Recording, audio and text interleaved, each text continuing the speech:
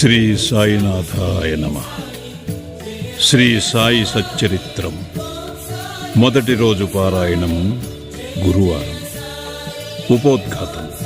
మహారాష్ట్ర దేశములోని వారందరికీ శ్రీ గురుచరిత్ర సుప్రసిద్ధం.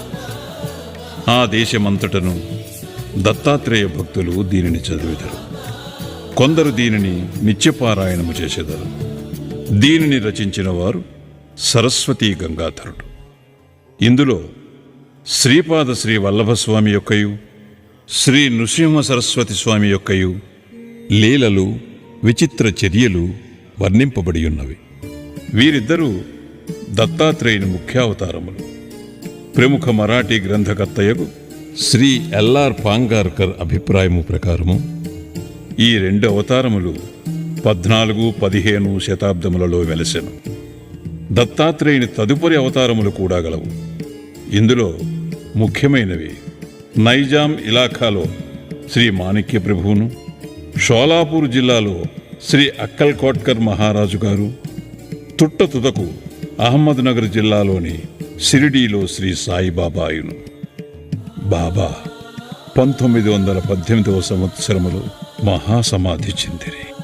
శ్రీ అక్కల్ కోట్కర్ మహారాజు అవతార పరంపరయే శ్రీ సాయిబాబాయని కొందరి భక్తుల నమ్మకం.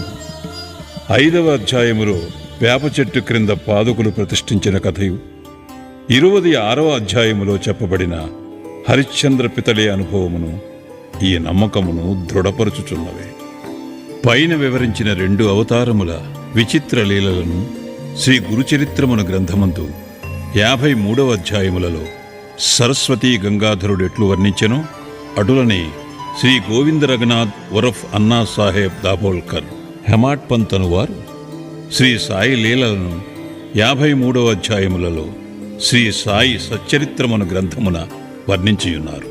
కనుక ఈ శ్రీ సాయి సచ్చరిత్రము ఈనాటి గురుచరిత్రయని చెప్పవచ్చును. పై చరిత్రల గూర్చి ఈ దిగువ వివరించిన అంశములు గమనార్హములు. 1. శ్రీ గురుచరిత్రను రాసిన వారు కన్నడము వారు కాబట్టి వారికి మరాఠీ భాష బాగుగా తెలియకుండెను.